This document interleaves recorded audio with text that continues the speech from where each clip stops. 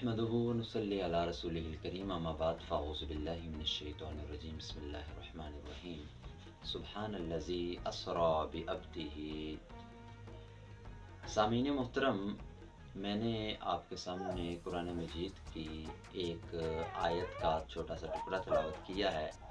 असल में ये जो मेराज है, मेराजुन नबी सल्लल्लाहु अलैहि वालैहि वसल्लम, उसके हवाले से मैं मुख्तसर सा आपके सामने बयान करना चाहता हूँ इसके वाक़यात और इसकी हकीकत के बारे में। सबसे पहले तो हमें ये जानना पड़ेगा कि जो मेराज है, नबी करीम सल्लल्लाहु अलैहि वसल्लम को सैर करवाई गई है, वो दो हिस्सों के अंदर तकसीम है। सबसे पहला हिस्सा जो है वो मस्जिद हराम से लेकर, यानी मक्का से लेकर मस्जिद अक्सा बैतुल मुक़द्दस तक है, और दूसरा हिस्सा सैर का जो है वो ज़मीन से शुरू होता है, मस्जिद अक्सा से, बैतुल मुक़द्दस से, और आसमानों की सैर तक जाता है। तो दो हिस्सों के अंदर इसको तकसीम किया गया है। इसका ज़िक्र कुरान मजीद के अंदर मौजूद है। अल्लाह ताला इरशाद फरमाते हैं, सुबहानल्लज़ी अस्रा बिअब्दिही, पाक है वो ज़ात जिसने अपने बंदे को सैर करवाई। सबसे पहले देखें, अल्लाह ने फरमाया पाक है वो ज़ात। वो ज़ात जो अल्लाह की ज़ात है वो शरीकों से पाक है। फिर फरमाया कि जिसने अपने बंदे को सैर करवाई। अब ये जो सैर करवाई थी, जो मेराज करवाई गई है, वो मेराज जिस्मानी थी या रूहानी थी, या नींद की हालत में करवाई गई थी, या जिस्म समेत करवाई गई थी। तो ये अहादीस की रोशनी में जो हमें वजाहत मिलती है, नबी करीम सल्लल्लाहु अलैहि वसल्लम को बेदारी की हालत में जिस्म समेत वो मेराज करवाई गई थी, सैर करवाई गई थी। ये हमें जानना सबसे पहले नंबर पर ज़रूरी है। दूसरे नंबर पर, ये जो मेराज है ये किस तारीख को करवाई गई, इसके अंदर बहुत ज़्यादा इख्तलाफ पाया जाता है। जैसे कि उर्फ़ आम के अंदर जो चीज़ मशहूर है वो यही है कि 27 तारीख है। अब इसके अलावा और भी काफ़ी तारीखें मिलती हैं, तो तारीख़ के अंदर हमें इतना ज़्यादा पढ़ने की या इख्तलाफ करने की ज़रूरत नहीं है। हम इस बात के ऊपर इत्तफ़ाक़ करें कि आप सल्लल्लाहु अलैहि वसल्लम को अल्लाह रब्बुल इज़्ज़त ने सैर करवाई थी, और वो जो मेराज करवाई है उसके वाक़यात चंद एक मैं आपके सामने रखता हूँ। सबसे पहले अल्लाह रब्बुल इज़्ज़त के पैगम्बर को अल्लाह ताला ने मस्जिद हराम यानी खाना काबा के पास से, मक्का से सैर करवाई है कि आप सल्लल्लाहु अलैहि वसल्लम मक्का में मौजूद हैं, बैतुल हराम के पास अपने घर के अंदर मौजूद हैं। वहाँ पर अल्लाह ताला ने एक सवारी को भेजा, हज़रत जिब्राईल अलैहिस्सलातु वस्सलाम उनको लेकर आए हैं। आप सल्लल्लाहु अलैहि वसल्लम उस सवारी के ऊपर सवार हुए, जिब्राईल अलैहिस्सलाम की समझने के उनके साथ वो गए सीधे मस्जिद अक्सा में, और वहाँ पर आप सल्लल्लाहु अलैहि वसल्लम ने क़याम किया इतना सा कि इमामुल अंबिया का खिताब मिल गया। कैसे कि वहाँ पर तमाम अंबिया मौजूद हैं, उनकी इमामत करवाई। अब तमाम अंबिया की जो इमामत करवाई, उस वजह से आप सल्लल्लाहु अलैहि वसल्लम को लक़ब मिला इमामुल अंबिया।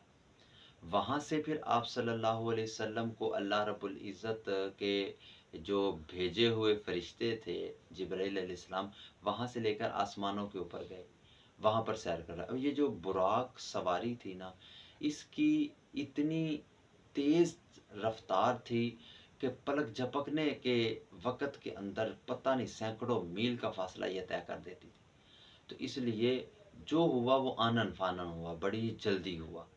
अल्लाह रब्बुल इज़्ज़त ने जब ज़मीन की सैर करवाई, उसके बाद फिर आसमानों पे बुलाया। आसमानों पर फ़रिश्तों से ये जो हमारे अंबिया किराम अलैहिमुस्सलाम चंद थे, उनसे मुलाकात हुई। फिर उसके बाद आप सल्लल्लाहु अलैहि वसल्लम को लेकर जन्नत की सैर कराई गई, दोज़ख दिखलाई गई। इसी तरह काफ़ी सारे इसके जो हैं वो वाक़यात मौजूद हैं। एक आप सल्लल्लाहु अलैहि वसल्लम, एक वाक़या बड़ा मशहूर है, जिब्राईल अलैहिस्सलाम के साथ जा रहे थे, जन्नत के अंदर चल रहे हैं, तो अपने से आगे आप सल्लल्लाहु अलैहि वसल्लम को कदमों के आहट जो है वो सुनाई दे रही है। آپ صلی اللہ علیہ وسلم نے جبرائیل علیہ السلام سے پوچھا کہ یہ کس چیز کی آواز ہے، کون ہے جس کے قدموں کی آہٹ کی آواز مجھے یہاں پر سنائی دے رہی ہے؟ تو جبرائیل علیہ السلام نے فرمایا یہ آپ کے جو امتی ہیں، یہ جو آپ کے صحابی ہیں، آپ کے غلام ہیں۔ کس کے بارے میں؟ حضرت بلال کے بارے میں، کہ وہ زمین پر چل رہے ہیں۔ اللہ رب العزت نے اتنی ان کو فضیلت دی ہے، اگرچہ رنگ کے کالے ہیں اور ہونٹ موٹے ہیں، دیکھنے میں خوبصورت نہیں لگتے، لیکن اللہ کو وہ اتنے پسند ہیں کہ چلتے وہ زمین کے اوپر ہیں، اور ان کے قدموں کی آہٹ کی جو آواز ہے وہ آسمانوں پہ جنت کے اندر سنائی دیتی ہے۔ آپ صلی اللہ علیہ وسلم جب وہاں سے واپس آئے تو آ کر حضرت بلال سے پوچھا، بلال بتاؤ وہ کون سا ایسا عمل ہے جس کی وجہ سے تمہیں اتنا بڑا اعلیٰ مقام مل گیا؟ تو آگے سے حضرت بلال فرماتے ہیں، یا رسول اللہ مجھے کوئی خاص عمل یاد تو نہیں، لیکن ایک عمل مجھے یاد ہے، اور وہ یہ ہے کہ جب بھی میں وضو کرتا ہوں نا نماز کے لیے، تو میں بیٹھنے سے پہلے پہلے 2 رکعت نفل کے ادا کرتا ہوں۔ یہ میری روٹین ہے، میں لازمی کرتا ہوں۔ تو دیکھیں ایک چھوٹا سا بھی عمل ہو، اس کو ترتیب سے کیا جائے تو اتنا بڑا اللہ رب العزت نے اجر تیار کر کے رکھا ہے۔ اب اللہ رب العزت کے پیغمبر اسی طرح آگے چلتے گئے تو کچھ ایسے واقعات ہیں جس کے اندر ملتا ہے کہ ہمارے لیے بہت زیادہ اسباق بھی موجود ہیں کہ ہمیں مثال کے طور پر ہمیں غیبت نہیں کرنی چاہیے۔ آپ صلی اللہ علیہ وسلم جبریل علیہ السلام کے ساتھ جا رہے تھے تو دیکھا کہ کچھ لوگ ایسے ہیں کہ جن کے ناخن تانبے کے ہیں، وہ اپنے چہرے اور سینوں کو چھیل رہے ہیں، پھر جسم صحیح ہو جاتا ہے پھر چھیلتے ہیں، پھر زخم صحیح ہو جاتا ہے پھر چھیلتے ہیں۔ تو آپ صلی اللہ علیہ وسلم نے پوچھا کہ یہ کون لوگ ہیں؟ جبریل علیہ السلام نے فرمایا یہ وہ لوگ ہیں جو غیبت کیا کرتے تھے۔ اسی طرح آپ صلی اللہ علیہ وسلم ایک جگہ سے گزر رہے ہیں تو وہاں پر دیکھا کہ کچھ لوگ ہیں، ان کی زبانوں کو لوہے کی کینچیوں سے کاٹا جا رہا ہے۔ آپ صلی اللہ علیہ وسلم نے پوچھا یہ کون لوگ ہیں؟ فرمایا یہ وہ لوگ ہیں جو لوگوں کو ہدایت کی طرف بلاتے ہیں، لوگوں کو اچھے اعمال کی طرف بلاتے ہیں، لیکن خود اس کے اوپر عمل نہیں کرتے، یعنی ایسے خطیب جو بے عمل ہوں۔ اسی طرح اور کافی سارے واقعات ہیں سود کے متعلق، اسی طرح زنا کے متعلق، یعنی ایسے گناہوں کی سزا بھی چلتی رہی، تو یہ بڑی تفصیل سے ہے۔ تو ہم اصل بات کی طرف آتے ہیں۔ آپ صلی اللہ علیہ وآلہ وسلم کو اللہ رب العزت نے جب پھر اپنے پاس بلایا، ساری جگہ سے سیر کروائی، اپنے پاس بلایا، تو پھر اللہ تعالیٰ سے ملاقات ہوئی۔ اس ملاقات کے اندر اللہ رب العزت سے باتیں ہوئیں، تو سب سے پہلے اللہ کے پیغمبر صلی اللہ علیہ وآلہ وسلم نے اللہ رب العزت کو 3 تحفے عطا کیے۔ تحفے بھی وہ جو ہم ہر روز نماز کے اندر ان کو ادا کرتے ہیں۔ التحیات للہ والصلوات والطیبات، 3 تحفے آپ صلی اللہ علیہ وسلم نے اللہ تعالیٰ کو دیے۔ کیا فرمایا؟ اللہ تعالیٰ کے نبی نے فرمایا اللہ کے سامنے التحیات، ہم بھی وہی ادا کرتے ہیں، التحیات تمام قولی، تمام بدنی، تمام مالی عبادتیں یا اللہ تیرے لیے۔ اگر میں زبان سے کروں گا تو تیری تعریف کروں گا، اگر اپنے جسم سے ادا کروں گا تو میرے اعضاء جو ہیں وہ تیری عبادت کے لیے ہوں گے، اگر میرا مال خرچ ہوگا تو تیری رضا کے لیے خرچ ہوگا۔ تو 3 تحفے اللہ تعالیٰ کو دیے۔ اللہ تعالیٰ نے اس کے بدلے میں 3 تحفے نبی کریم صلی اللہ علیہ وسلم کو عطا کیے۔ ایک تو وہ بڑا معروف و مشہور واقعہ ہے 50 نمازوں والا، جو بعد میں تخفیف کر کے حضرت موسیٰ علیہ السلام کے کہنے پر 5 رہ گئے، لیکن اللہ تعالیٰ نے فرمایا کہ پڑھو گے تم 5 اگر باقاعدگی اس کے ساتھ تو میں تمہیں نمازوں 50 کا ہی ثواب دوں گا۔ دوسرا جو تحفہ آپ صلی اللہ علیہ وسلم کو دیا گیا بڑی برکتوں والا، وہ ہے سورہ بقرہ کی آخری آیات، بڑی برکتوں والی ہیں اور بڑی ہی رحمتوں والی ہیں، اور اس کا بڑا ہی اجر و ثواب ہے۔ اگر وہ قیمتی تھیں تو گفٹ دیا نا، گفٹ کے طور پر، تحفے کے طور پر۔ تیسرے نمبر پر جو تحفہ آپ صلی اللہ علیہ وسلم کو دیا گیا وہ ایسا تحفہ ہے، فرمایا میں آپ کی امت کے سب لوگوں کو میں بخش دوں گا، جنت کے اندر چلے جائیں گے وہ لوگ اپنی سزا کو بھگتنے کے بعد۔ جس نے جتنی غلط کام کیے، جتنی نمازیں چھوڑی، جتنے گناہ والے کام کیے، وہ جہنم میں جائے گا اپنی سزا کو بھگت کے، ایک نہ ایک دن جنت میں اللہ فرماتے ہیں میں اس کو لے آؤں گا، لیکن وہ شخص جنت میں نہیں آ سکتا، نہیں آ سکتا، حرام ہے اس کے اوپر جنت، جس نے اللہ کے ساتھ کسی کو شریک کیا ہو۔ کبھی بھی مشرک بندہ، انما المشرکون نجس، وہ نجس ہے، اللہ تعالیٰ فرماتے ہیں کہ وہ جنت کے اندر نہیں آئے گا۔ لیکن باقی امت ایک نہ ایک دن جنت کے اندر آ جائے گی۔ تو یہ 3 تحفے اللہ رب العزت نے عطا کیے نبی کریم صلی اللہ علیہ وآلہ وسلم کو۔ اس کے بعد اب آپ صلی اللہ علیہ وسلم جب واپس آتے ہیں، تو جب واپس پہنچے اسی طرح آئے، وقت کو اللہ نے ایسا مطلب محدود کر دیا، ایسی کوئی ترتیب بنا دی کہ اسی ایک مختصر سے عرصے کے اندر سارا کچھ کروا دیا۔ اب اگلے دن جب آپ صلی اللہ علیہ وسلم نے لوگوں کو بتایا کہ بھئی مجھے معراج کرائی گئی ہے، مجھے اسی طرح مکہ سے بیت المقدس تک لے کے جایا گیا، وہاں سے آسمانوں تک لے کے گیا، تو لوگوں نے انکار کر دی، نہیں مانتے ماننے والے۔ کسی کہنے والے نے حضرت ابوبکر صدیق رضی اللہ تعالیٰ عنہ اس وقت وہاں پر موجود نہیں تھے جب معراج کرائی گئی۔